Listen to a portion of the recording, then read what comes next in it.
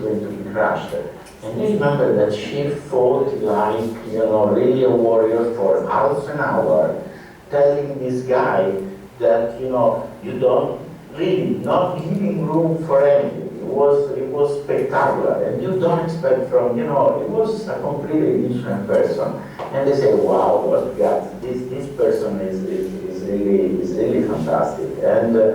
And probably Aisha remembers the name of this guy. It was one of the big guys that everybody would be somehow, a little bit scared. And she was incredible. And I remember that, really to say, okay, this is somebody that will go places. And then, since then we got in contact. I visited Aisha for a talk at the academy there. I got to know better Duygu. And in 2006, at the end of 2006, she visited Indiana for the first time for the Network Science Conference. And basically that is where we decided that she would have been, she would join me as a postdoctoral associate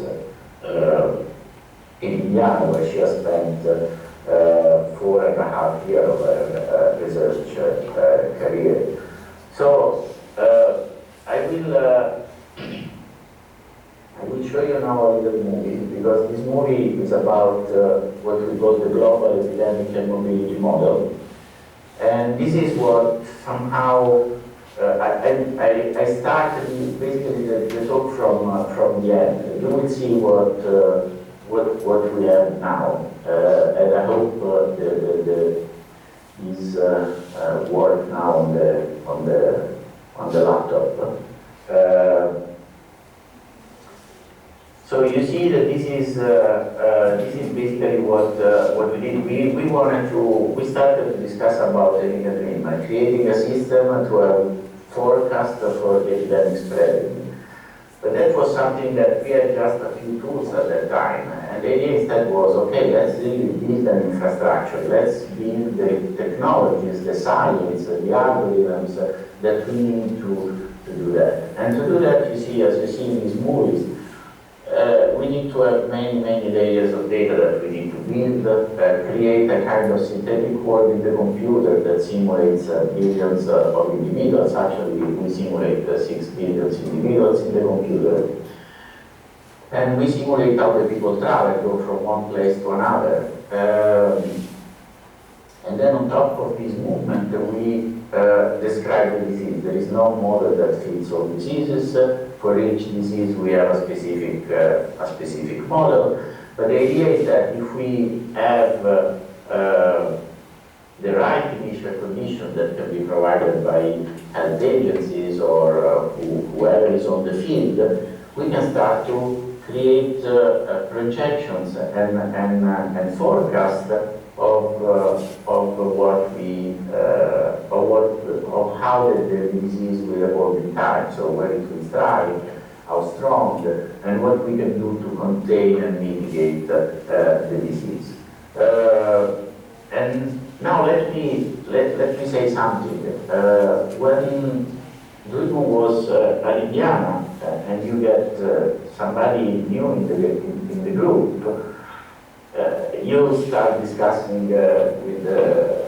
I did start discussing with her. Okay, what we are going to work on now, and they remember that I told her, we have a few options. One is that we start to do, somehow the regular work that you do with a postdoc. So we isolate a problem and we write a nice paper and then we move to the other. Let's see what it is. Or, there is something else. There is this kind of dream.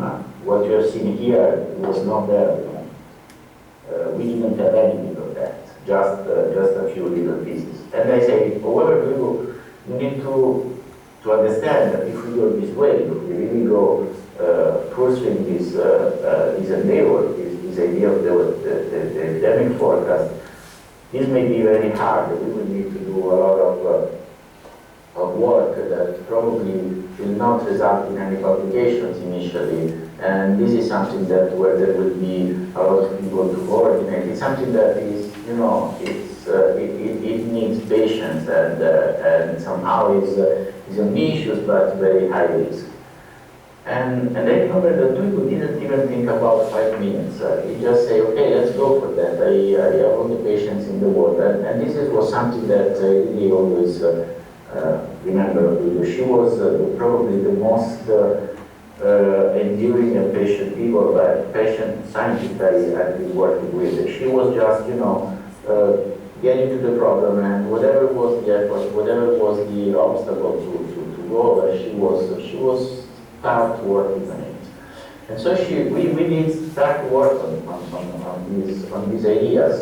And actually, for probably almost 1.5 to 2 years, we didn't publish. And this is something that, for young postdocs, it requires guts, because, usually you want to have, to reach your portfolio of papers and stand at your CV. But actually, Duygu was always trying, and this was very clear in her mind. She was doing science. She was not just doing, things for her CV. She wanted to do things that have value and scientific value, and she did start working. So you see in this slide that what we have to do is to create these many layers. First, we need to find a way to know how many people were living in every place in the world. And here I show the United States, but we have this worldwide. So we had to collect census area. We used very high refined data from the National Space Agency for about the population in the world. And then we had to integrate with all the possible layers about mobility. We integrated the entire airline transportation network, but we took data for more than 50 countries about multimodal transportation, how people go from to, how they go to work, how they commute, how they drop the kids to school, everything. So, and where we didn't have data, Duygu was developing a very nice model that was using what we call gravity loads to model those behavior on the basis of what we learned in the area where we had data. And then, we had to develop all the machinery for the epidemic modeling. And you can imagine if you see now at this slide, that when you have something like that, you are finding something that in physics is very well known, is the multi-scale problem. You have people who travel 6,000 kilometers in one day and then spend perhaps 1 or 2 weeks in one place, as well as you have people that just get on a car, bring the kids to school, and a few hours later are back home. And this is, these are very different time scales, very, very different intensities. There is millions of people that every day get on a car and drop their kids to school, and of course much less people that fly from Istanbul to Paris or New York. And we had to create algorithms and all the necessary science and physics to create, to be able to execute modeling and simulations of those things. This is one of the images that Duygu created. This is the way, for instance, we were looking at the United States. So, we created this very huge tessellation in which in each place of the United States we have, we know all about the census area, the people living around the city. Then we had all the airline connections bringing people from one place to another, as well as we have these big red arrows that tell that there is people commuting from one region to another. And this is all at the level of unprecedented accuracy. And let me tell that this is a colossal work, and Duygu was the leading person on that. I remember that she came to my office and told me, Alex, we cannot do that. We need to go back and take classes of geographic information systems. So I found myself with their, studying, like students, for how to map those data in geographical information system. And this is the things that Duygu was never tired of doing. She was, just like, really like a bulldozer going across those obstacles, and she did that in a fantastic way. And one of the major results of Duygu is indeed this what I call the time-scale separation technique. This is a very important piece of all the modeling that we have built. Because when you have this time-scale separation, so people that travels on a scale of weeks or people that travels on a scale of a few hours, you have to develop techniques to be able to treat these various dynamics on the same time scale in a model. And you see, these are very complicated expressions. I don't want to go into any details, but just to tell that this is the things that Duygu derived. And we use techniques that are similar to what are used in the Born-Oppenheimer separation in physics, in which you integrate the fast degrees of freedom in an effective way, like you do for electrons around atoms, and then you solve explicitly instead the dynamics of the molecular level. And so somehow we developed techniques and those expressions were crucial in defining the backbone of the model and then the computational infrastructure. Without those, we could not achieve that level of details. And this was led to one of the most important results derived by Duygu, because we were able to disentangle what is the effect of the different time scale of the shape of the epidemic spreading. I can show you this image in which you see that if you don't use the technique that Duygu developed, and so basically you look at the non-commuting, so where you are not able to integrate the various time scale, you just use the long range basically transportation that you are able to take into account. You get curves which are the black dashed curves which are all bumpy, and this is because you are not able to synchronize because of the local commuting of the various epidemic curves. While if you use the algorithm, the red curve that Duygu developed, basically you get epidemic curves which are much more reasonable, which still takes into account difference among different census areas, but they resolve better and takes into account the synchronization that the everyday movement of billions of people brings to the epidemics. This is one of the major results that we derive, and in this paper also there is the first introduction of what we call the invasion tree, that means how we can follow the epidemics region by region, and how people see the epidemics in different places of the world.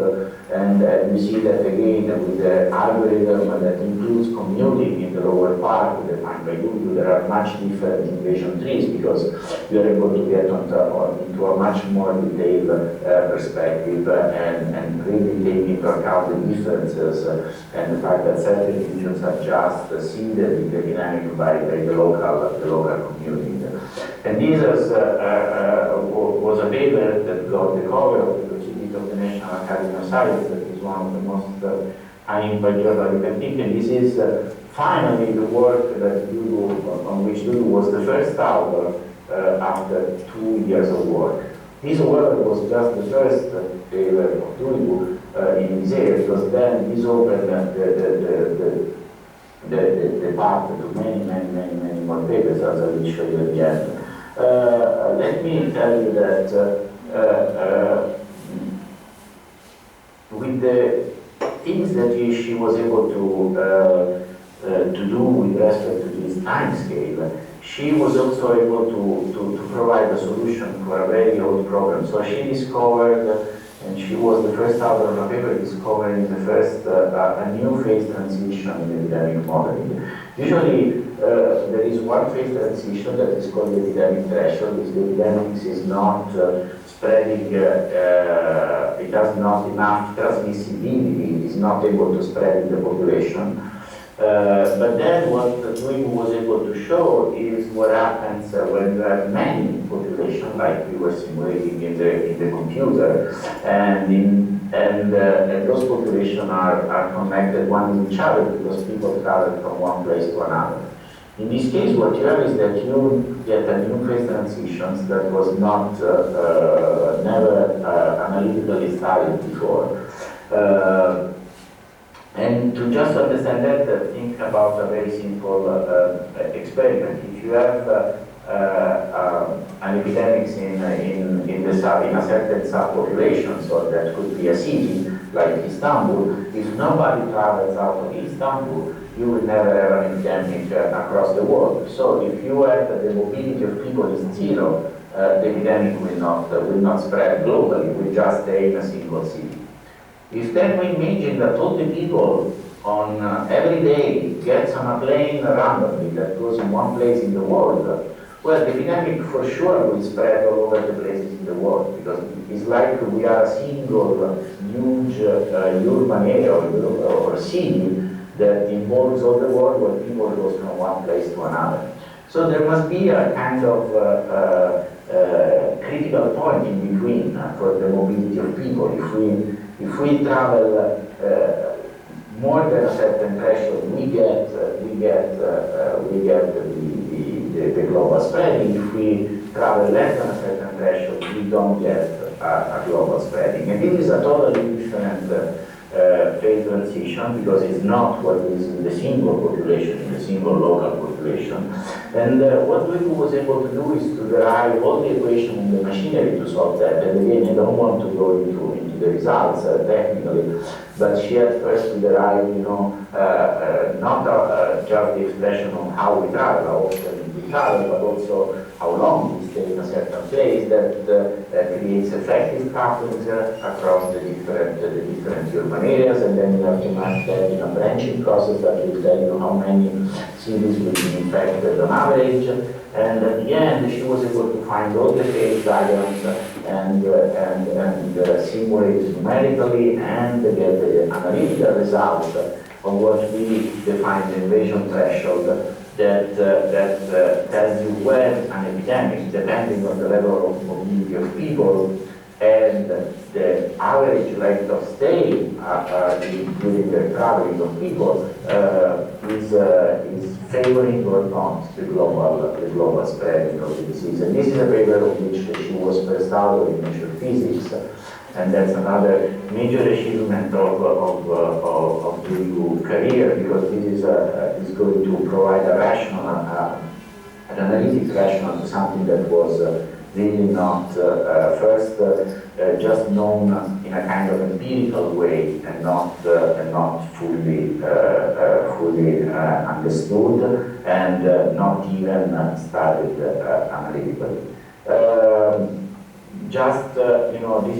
This is a very important contribution also because it explains why we cannot use travel restrictions to stop and contain emerging diseases. And this is something that has been worked out now by many authors in real world applications. Now I want to tell you something else. It's a story that is also a human story, because it's after 1 year and a half, almost 2 years that we was at Indiana University and we were working on the subject, it happened something that doesn't happen to generally to people like us that do theoretical work and computational work.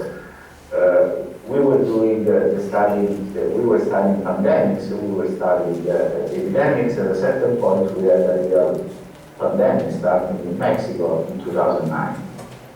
And suddenly we found ourselves doing a real world exercise. So we had more or less all the machinery that was developed was ready to be used, and many crisis room and agencies asked us to start providing real-time forecast for the disease. And this is a paper that where we provided for the first time, I think, in the literature, but not just in the literature, in the real world, forecast for the epidemic evolution of a pandemic. And this is a paper that has been published in DMC Medicine, which is just to tell you that Duygu was really transitioning from statistical physics to a real academic scientific work. Well, keeping, she was still publishing in Nature Physics, but then publishing in DMC Medicine, and she was the first author on this paper, where for the first time we were able to provide with 3 months of anticipation the timing of the epidemic peak in more than 70 countries in the world in the northern hemisphere. So basically the winter wave of the epidemic. And just to tell you, this was a very, very complicated work. We were working 24/7, so all day, night and day, for 2 months, with a lot of pressure from agencies, etc. We had to develop several teams because the model has to be calibrated. And Duygu was basically, the person coordinating most of the work in the crisis room. Just to give you an idea, we had to use supercomputer, we had to analyze terabytes of data. There were more than 20 people involved in this exercise. And of course there were also, and this is again where you really learn to appreciate Duygu. When you do something like that and you have to do real-time prediction that every day changes, you cannot just do with one model, with one computer implementation of the computer program. You have 2, 3, in some cases 4 different algorithms doing the same thing, just to be sure that they are bug-free. And in the team, there were many people that were computer scientists that wrote those copies of the algorithm. But then, one day, and everybody was run concurrently, so that if the predictions were all the same, we knew that no errors were in the program. So, you have 3 copies that does the same results. You are pretty safe that, there are no bugs in the algorithm. And then I discovered one day when I was there that basically, although there were many computer scientists that were doing very fancy things, very quick codes, etc., the code that was considered the golden truth. So whatever that was always considered correct, was Duygu's code. Duygu's code was always, the one that perhaps was coming, a little later, it was a little slower, but everybody was always sure that that was the working one.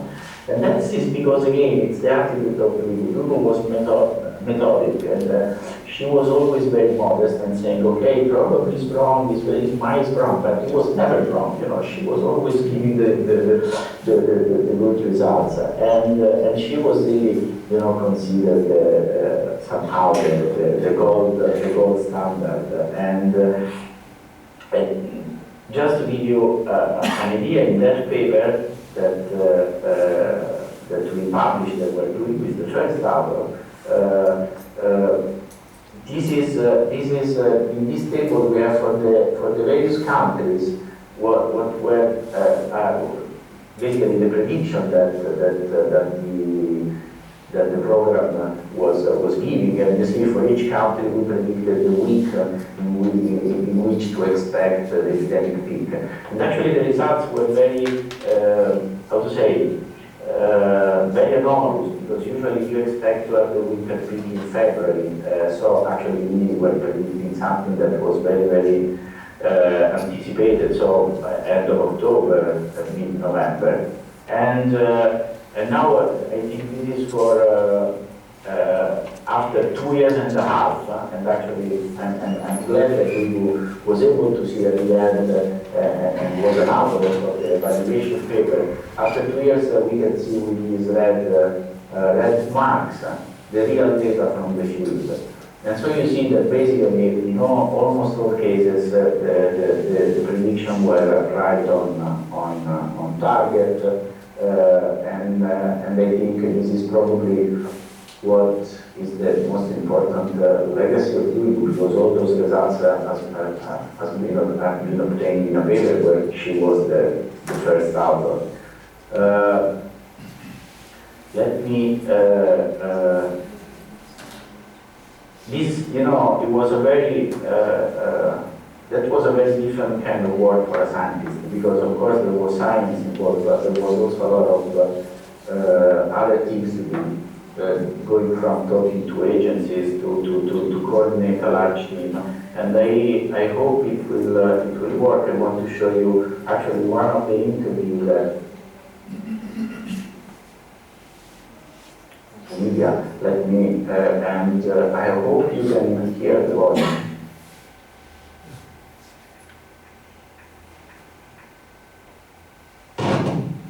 Almost as if the team was at battle when they joined it.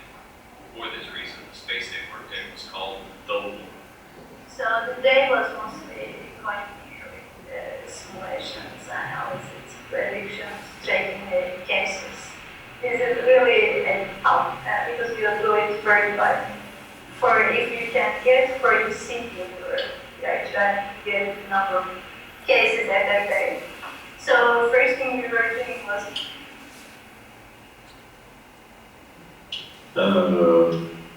You should go on. Data that was constantly No, changing. okay. Space station. analysis.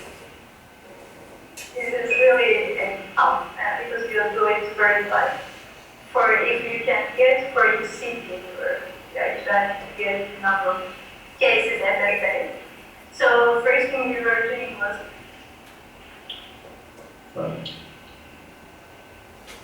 Something is not working here, but that was the interview. I want to show. This is Duygu in one picture. That was one of the nice events because she had and these three guys, Nicola, Hao, and Bruno, who were probably her closest friends at Indiana, were they are all nicely dressed because they were getting an award because of their work during the pandemic. So you see, this is a black tie ceremony, and she was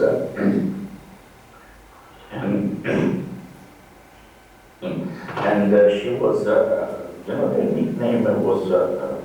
Among the agency was the Power Rangers, and I don't know why, you probably don't know, but Power Rangers are cartoon characters that they save the world, and Duygu was the pink Power Ranger, and unfortunately there was a cartoon where they were somehow, depicting Duygu as that, but I was not able to find it.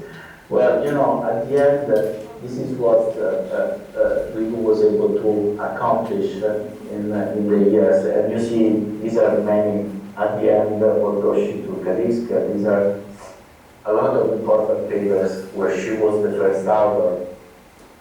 In some cases, actually, she was always generous and perhaps put PhD students ahead of her, but she was really the engine of those papers. And what I really at this point for me is it's hard to think about it, that she had so many other projects going on with so many people. She was doing fantastic work in the area of animal diseases now. She was deriving very nice new results about directed networks, and she was writing a book. So many things that it's just simply not understandable that those works will not be finished and that we will not be able to work with that anymore. I want to really remember, I have this beautiful picture of Duygu. I want to show you because I think this is really a picture that tells everything about that. She was so always, how to say, cheerful and such a good person in the team. She was always, cheering up everything. She was always, as I was telling at the beginning, in an environment where very often scientists are arrogant and competitive, she was probably the most modest person, and she was just beating everybody because, along with her modesty, there were exceptional scientific skills, and so she didn't need to be arrogant or